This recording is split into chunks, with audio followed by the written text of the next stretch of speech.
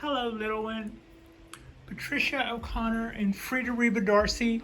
She looks like she has a pillow fort in progress, and it is our day off, and we're taking it a little easy today. I've got a little bit of cleaning and a little bit of laundry in my future, and otherwise we've got the window open, and it's kind of a mix of cloudy and sunny, and then cloudy, and then sunny again. But I thought that we would take a minute to do a little catch up on what's been going on with the collection. I'm just gonna go left to right and we'll look in. This is a Japanese Wisteria, and it is a fusion, and as you can see, it's got numerous buds. Focus. It's got numerous buds on it. I could probably cut that back to here maybe, but all of those might be blooms. We'll let them do their thing, but it's got blooms on both sides of it. I have those two trunks bound more tightly below the soil level. So the raffia was, I think at the time, more just like it helped, but it was really more of a dressing, so you didn't see all the wire I had those trunks twisted with. So this is the other one, the sister one. This is the one that bloomed for me last year. I was really excited to see that. And it is full of little buds this year. That doesn't necessarily mean it's going to bloom every year, but I'm hoping it would be nice if it did. And then we're going to move forward. This is my small bald cypress, and I want it to be, my plan for it is for it to be a kind of a modern style of the literati. I just want those two trunks to just follow that shape, and I've got some ideas about the foliage and how the branching I want to come out when I have choices coming up this spring. I'm hoping to have a lot of branching come out so that I can get started on that. It's got the tree I have designed in my head will be kind of elegant, but it'll also be kind of simple. I just want these two little trunks to mirror one another in their, like if one has branching that comes down this way, the back one will have a branch about the same proportionate spacing up or down going this way. And that's kind of my idea for that. And this X here is just kind of what I allowed to go last year. I will probably cut it back to there and to there because those two ends look a little too fat. I should probably do that now before it starts budding out, because it will probably want to send buds all along here and all along here, but if those are gone, then it'll allocate all of those resources somewhere else, which more choices, right? No point in maybe letting it put out buds someplace that you know you're about to axe. And with the weather doing stuff like this, the sun's already poked out full hard just since I've started this video. We could start seeing stuff coming out any minute. This is another little checkup on the Kodaheim maple forest. Just looking at it, it's looking pretty good. I've done a fair amount of cleanup. I've already got some more of this clover looking weeds, little clover looking weeds.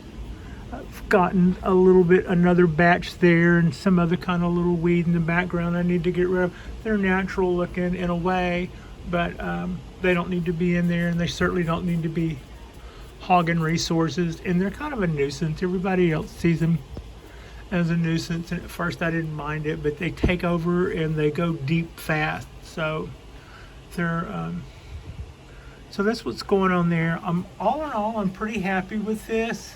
Just like sometimes you style something and then you circle back and look at it. I probably haven't circled back and looked at this enough in the last couple of days. I'm thinking that might should have gotten trimmed back to there. That'll be our dominant. So that's just kind of a thought, looking at it for a second time. Otherwise, I'm all in all pretty happy with the way things are looking. More and more, I'm starting to see less of this green stuff and more of a bark texture on these trees, and that's a welcome sight. I would like to see them branch out a little more, but it's kind of a thing. It's sort of a thing that Cotaheims do. I don't know if that's forever or just at this stage, but they keep their tiny leaves, which are proportionately cool, but they keep them really, really close to the main trunk, which means that they're just like trunks that are fuzzy with green tiny leaves. You can kind of see that in the way the twigs are going out now. I guess ramification is just going to take some time on that, and that'll probably go a long way towards helping it. My Dawn Redwood is finally decided that it's winter. Everything that came back on the second flush has fully come back. There are a couple of things to know about Dawn Redwoods. They're very hardy, but if you cut them back continually, they can shut down on you. They'll act like they're in some sort of fire situation or something, and they'll just hold their resources for a minute. And that's what this one did. I cut it back probably too many times, but about the time that I figured out that this tree was looking really nice, that some of the ideas that I had were sort of working, and I'd already kind of stopped doing the stuff that wasn't working. And about the time that I decided that I wasn't sure I wanted this to be a cathedral style, but maybe let it go ahead and heal over from its chop, and that I was going to have a really good looking tree. In other words, I was probably going to lose this and start trying to make the leader up there the main leader again and get more of a formal shape. About that time, I was learning, I was like, wow, I probably did so much cutting on that. I'm surprised I got away with that.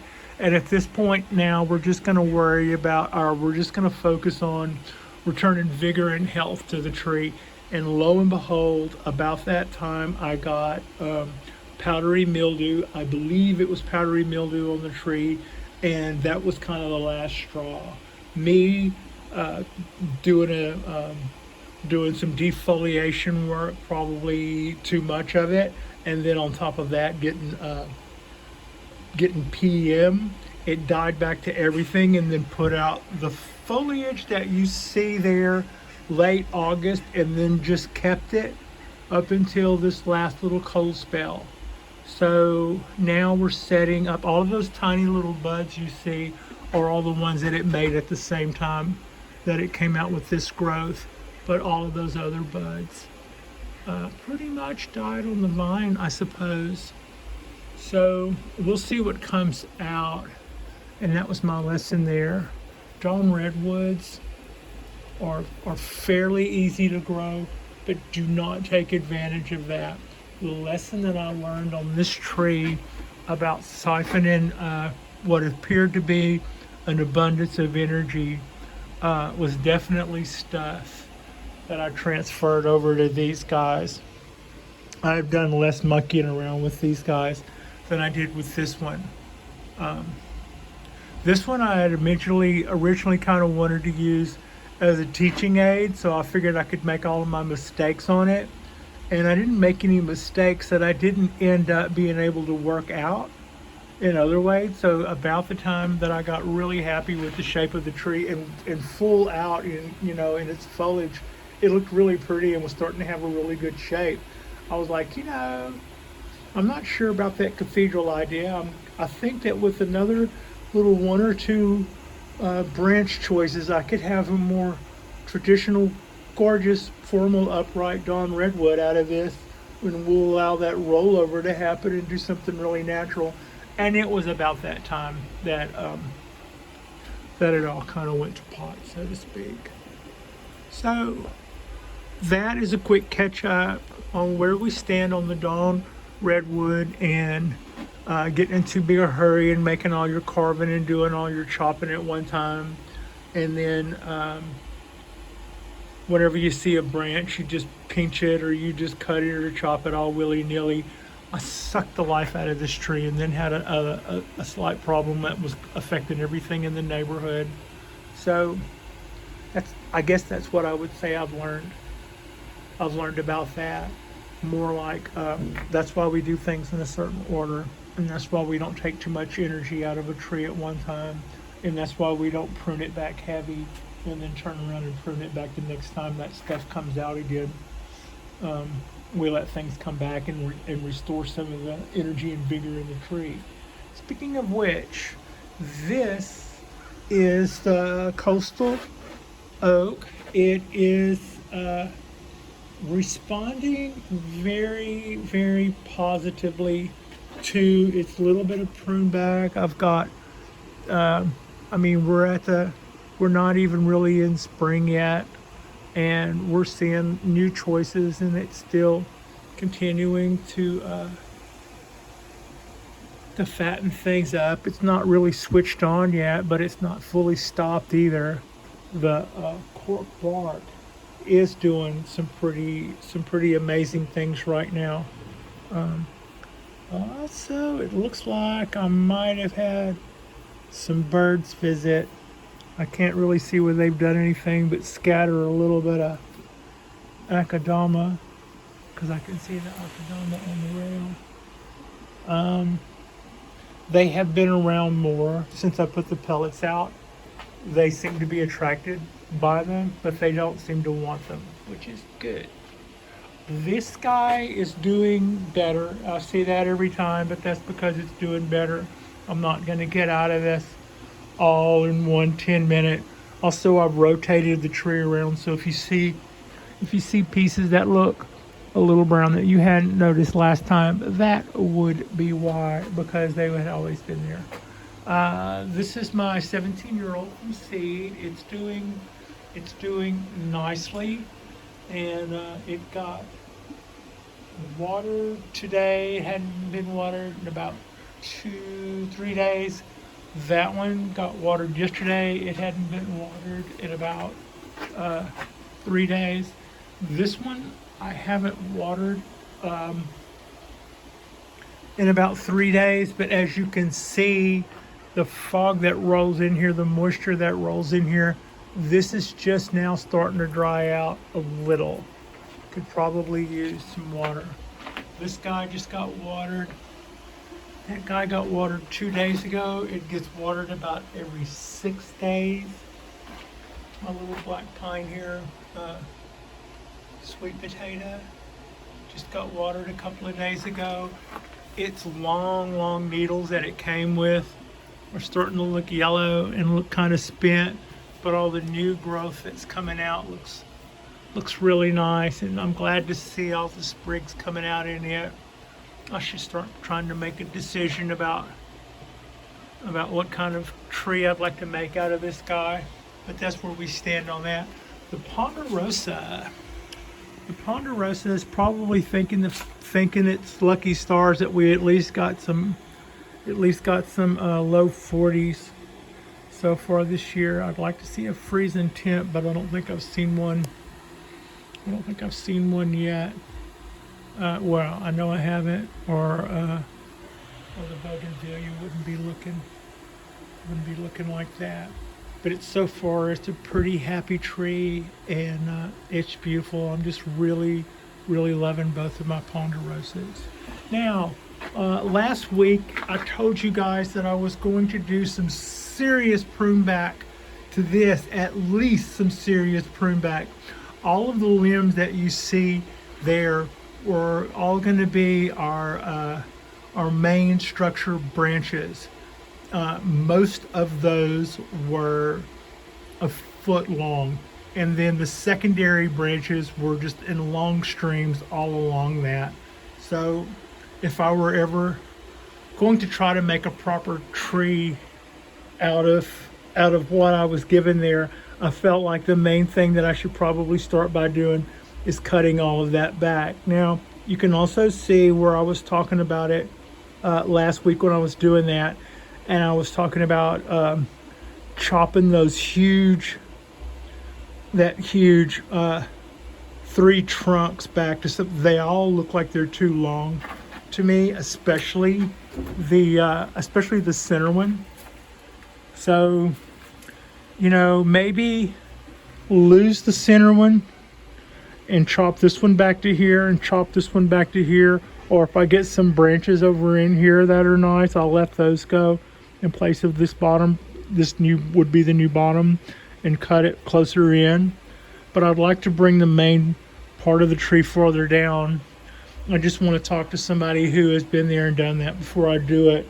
Meanwhile, I finally did get into the weather vein that would allow me to do the minimum, and to me that's the minimum if I were going to start back with my first baseline of branching, and then from there we go to our secondary, and then from there we go to our tertiary. But it's kind of as far as I've gotten going there, but that's what I thought I would show you about the trident maple. So yeah, that's my idea. It's probably when I get back in the window next year, if I've found out that that's probably a good way to go, then I will likely work on those. Also, watching a video from Blue Sky Bonsai, which is in I think out of Madrid, I saw a interesting trick I'd like to learn more about. If you were to do a chop like this gentleman, very a nerd, I can take after nerds like myself. He was talking about books and stuff. I just love that. But he would take something like this and he would hollow out the center, leaving the outer layer, and then fold them down, and then actually added a small nail or brad, and added a small nail or brad to that bark to fold it down, just like cutting the heel over time down to you know, really cutting it down to nothing. And basically all he did was take out the wooden center, leaving the outside and the, you know, all of those different layers of living tissue intact, and then would just maybe make a snip in them or do whatever he had to do. But he would hollow all that area out with a Dremel, and then fold those areas of bark, that still living bark, down. And while he had it folded down, just run a little tack through it, leaving the heads up so that at a later date, when that had all re-adhered, he could pull the nail out. I think that was really interesting. I'm not really giving the technique justice, but it was I think it was a fairly recent video of his. If I were to do those chops that I just mentioned, I would probably do a little bit more research into that and definitely try to do that trick. That looked like that could minimize your heal time. You know, like maybe, I don't know, you could, I don't want to give that a figure, but it looked like you could get inches of heel area done like a year or two in advance by just folding over the living tissue and not cutting it off. I think basically what that would mean would be make my cuts, leave them about an inch high, and then take a Dremel and hollow out that inch, giving us that surface area to fold down of all those different tissue layers. So yeah, I don't think, that's a lot to say to still be vague on that, but that's something I'm going to learn more about before I make those cuts, because that might be something that I'll learn just in time to utilize. Okay, so that's got us there. This is the Chinese Wisteria, and it's just hanging out and being dormant right now. Yeah, that's basically all there is. I don't think this is alive. This is, but I don't think this is alive. But I'm waiting to see. I'll let it do whatever it's going to do before I start chopping it back. And this is very happy and going, and this is full of buds now, as is that long shoot. Oh, I don't think this wire is doing anything at the moment. It put that bend in it, but I will remove this and replace it with something, snip this back, and then put a couple of bends in that so it's not so god-awful straight. And that'll be what's gonna go on with the Chinese Wisteria. I was told that this thing was purple. I have not seen it bloom yet. For you guys who like to start everything from seed, a wisteria from seed is probably 15 years away from blooming. So if you want to start something from the beginning, maybe start with, if you would like to see it bloom, if that matters to you, then that would probably be a good way to go. So here's another little look at the Bougainvillea. It's in the crackledy pot. That's a Japanese pot. I love the yellow finish on that. I think if it flowers this year, those hard purple flowers against that yellow might be really, really nice. A really nice combo. That's what I'm hoping anyway. So yeah, that's got that guy. And then the other little Ponderosa is hanging out there. I really love this guy. Its colors have gotten a little harder green in its needles, and I see new shoots on it. So they're really slow moving trees. You don't see a lot going on with those guys. I feel really lucky to have my little Ponderosa pines. So I need to get more of these, is what I'm thinking. I need more Ponderosas. So yeah, let's see, what else do we have to catch up on? I did the little thing the other day with the, these are our coastal redwood seeds in cones, whole cones planted. I do have one more stash of cones in the refrigerator. I can do a second round of those.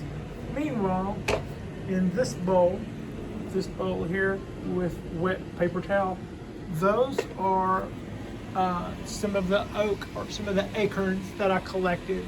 They're local oaks, and I did the sink and float test on those and didn't exactly see the numbers that I wanted, but I've got them soaking anyway. I'm going to give them a couple of days and check on them, and if I don't see anything to my liking, then I'm just going to start trolling the couple of oaks that we have on the property and see what little shoots are coming up there.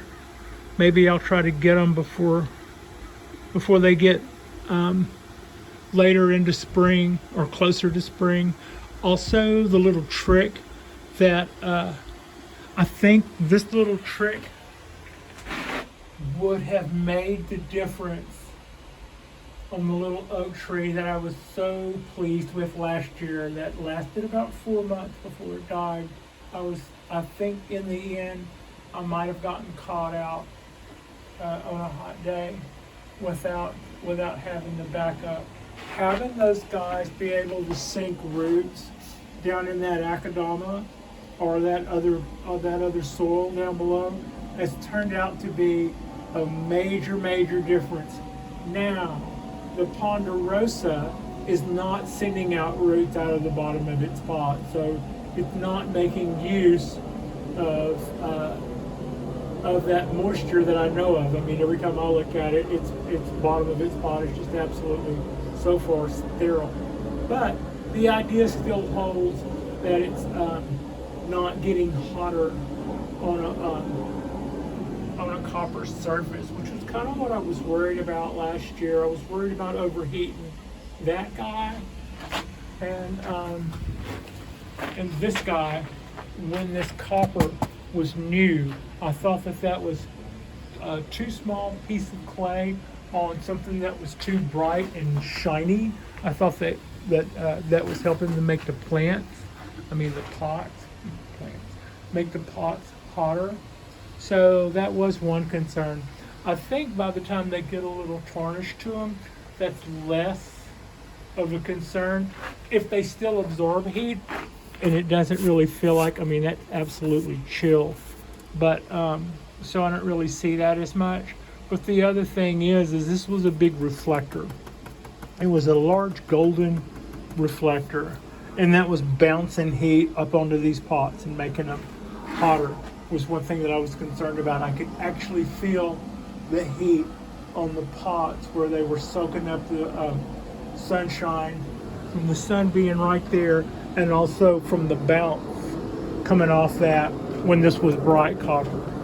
So that's a long way of saying that putting the little Ponderosa, even though it's not making use of that root trick that the Bougainvillea and like the Cypress is, Ponderosa isn't shooting roots down into that soil, but it is sitting on a surface now that's a lot more forgiving for that small ceramic pot, and I think that would make all of the difference. I also think the oak tree that I lost last year probably would have put roots down in that cooler, typically stays kind of damp soil, so it just takes the runoff of what I water those trees. Also, it's got holes in the bottom of it, so it just soaks it up once and then runs off. It won't allow it to pool up and collect. But I think if I'd have had that oak tree in this, if I'd have had this system last year when I had that I might be looking at an extra year of that. But having said that, that's probably the third little thing I put in there that didn't make it. So we'll see. Either my acorns will sprout, or I will take what I've learned this year about that and apply it to that. And with that, that's about all we have going on. I've got to do some laundry, and I've got my little Robo-Vac running around. I named it Higgins, and Higgins is running around underfoot, sucking up all the akadama, all that sling everywhere, or that I track in or out. And that's kind of, I'm taking it light. It's my day off. I go back in tomorrow, and then the next day's my day off, and then I go in Friday, and then I get 2 days off. Every day is Friday. Yeah, isn't that sweet? So thank you so much for watching. I realize I haven't done a Monday drop of my Monday, Wednesday, Friday schedule since I started this gig. Maybe it'll be a Tuesday, Thursday weekend drop. I don't know. We're just going to keep it light and keep doing it. I'm not going to stop doing the same amount of shows. I just may swap the days I do them, or I may start posting them a day in advance. There's no reason why I couldn't make this video and then post it on Wednesday for my Wednesday drop, and then come on Thursday and then do a video. But what I tend to do is I tend to do them and post them. Like this little video will probably get posted as soon as it takes my computer to choke on it, and then YouTube to go through that little process. So this could also be my Wednesday drop, but we'll just keep it light. I don't really know that it matters. We'll find out. If it does, we'll find out and then start posting videos. But right now we're pretty close to real time, and I don't really see where there's any disadvantage or advantage to doing anything other than that. But oh, quick look. So as you can see, I didn't really talk about the cork bark oak that much, but the other day I did a little clip on the end, and that end is already put out a new shoot. This is already some of the back buds. That's already some of the back buds. Got more back buds over there. Got more back buds going there. And this is still, we haven't really, this is an evergreen, but it's just kind of idling along doing this stuff. Everything, all of my first round of branches, they are all allowed to, I'm letting them grow a little long.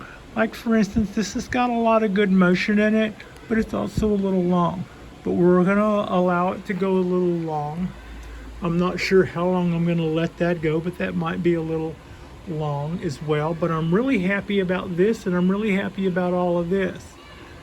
So probably cut that back off and let this go out some and cut it back off, and then work on some tertiary from there, calling that secondary. You can kind of see where this is starting to bud out back here because of doing that end. That is another example of something that's gotten a little long. I'm just letting that in. I could probably link a wire to that and keep going, but that is for my first round of branching there.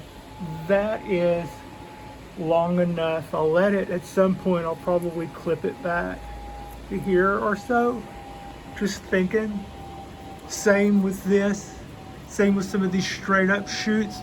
I'm letting them go, just to letting them go and thick up a little. Also, you can see I've got wires sticking in. But you can also see that I'm not particularly worried about it. I have an idea that the cork bark of this means that as soon as that stuff starts getting barky, that might help us a little, but I don't think it'll hurt us. And what I do know has hurt me is trying to keep that from happening. I've removed wires and allowed the branches to straighten themselves back out, or done more damage to the branches trying to go back with heavier wire, fighting it back and forth instead of leaving it on there. When it does come time to remove that wire, if I want to replace it, I'll probably put my second layer over all of it, and then making sure not to cross, and then remove that layer. That way all of my bends stay exactly as they are, which is as per a little thing I was talking about last time. So yeah, all right, that's a little catch up on the cork bark oak. It's putting out a fair amount of buds just from the little clip back that I did early last week. Early last week. Hello, Crow. And while we're looking, that little guy has got just all kind of new sprigs coming out in it. It might be a good time to try to pull that trunk a little tighter. I've got that wire running across the top, makes a loop, and as I put twists in that, it pulls both of those pieces of trunk together. Also, I should probably try to pull that down a little more. So that's probably something else I will work on between now and proper spring. So okay, we'll call that a catch-up. Here's the way everybody's looking on the bald cypress grouping in all of their glory, and I just can't wait to get started again. I mentioned it the other day that last fall I had this and I had this. And I had this, right? This looked a lot like that. But this sprouted, and a little sprig right in there sprouted uh, late, late in the fall. Both of those sprigs started, and by the following spring, this one didn't make it. This one did, and I went with that. You can certainly see the difference in diameter in those two sprigs. But as this gets fatter, it's going to be closer to making a clean transaction. This one is now 2 years ahead of this one because I didn't chop it back. You can see right here where I chopped that one back, but notice how that transition just goes, like, whereas this one does this and then comes back. So this is about as late.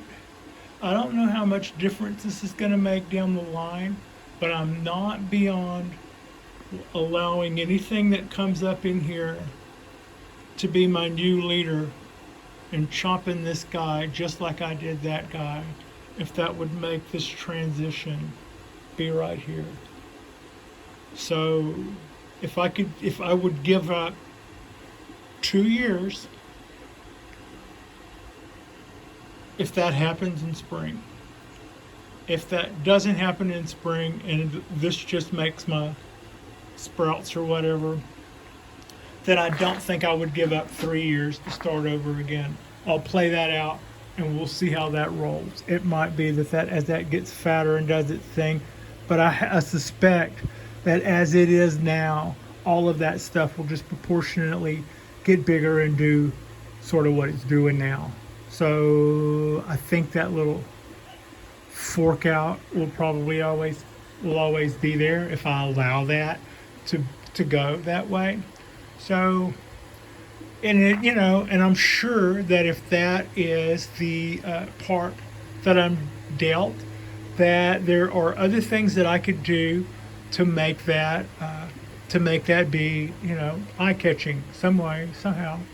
But my mind's eye had pictured two formal, like twin towers, to coin a phrase, just going up right here and have their branches just kind of complement one another.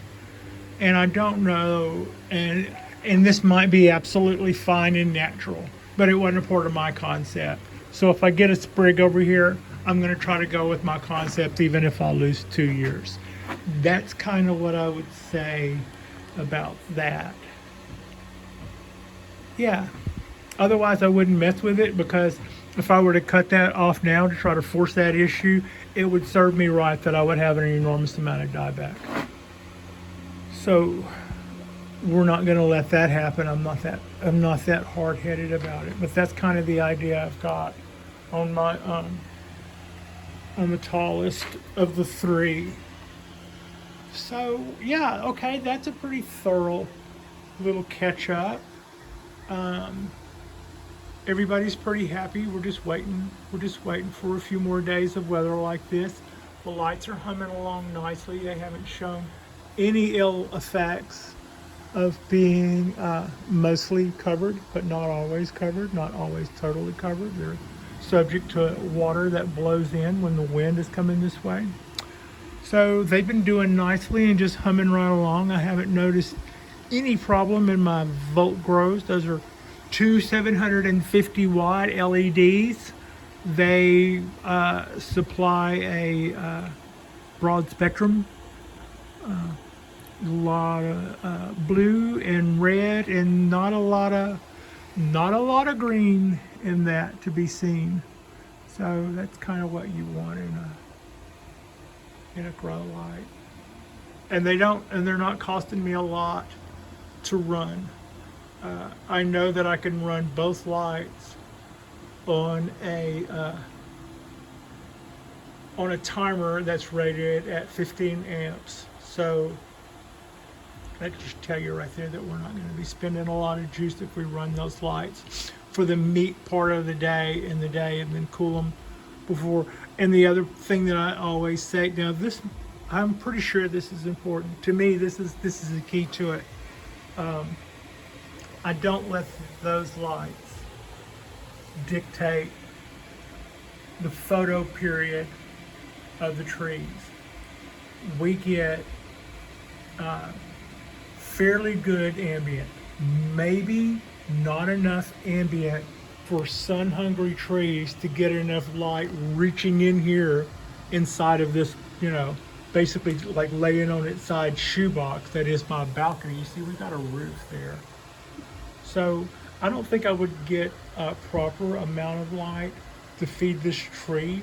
If nothing else, everything on it would be leaning towards the opening, So what the lights do is they allow us to have the balance so that everything gets enough light on the inside of the balcony.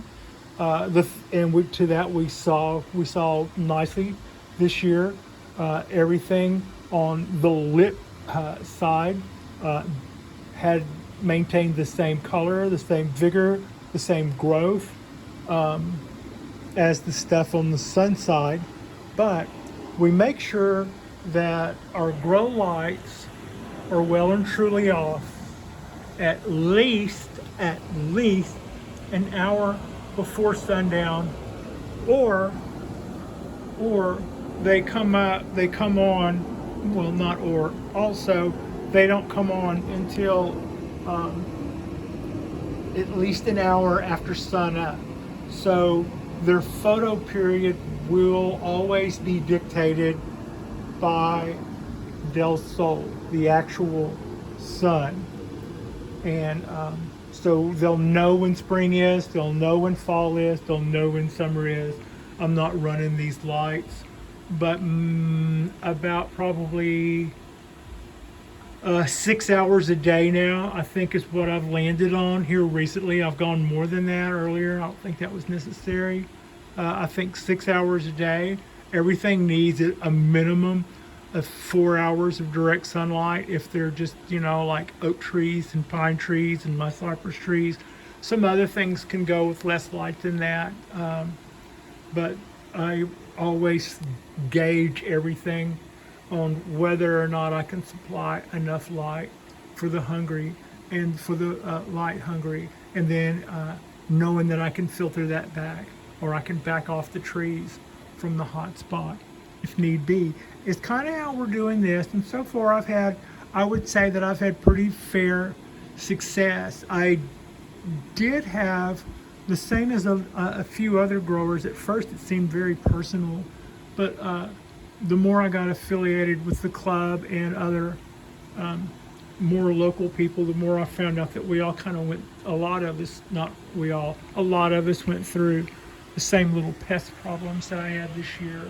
But we rolled through our stuff, we made our cuts, we did our stuff.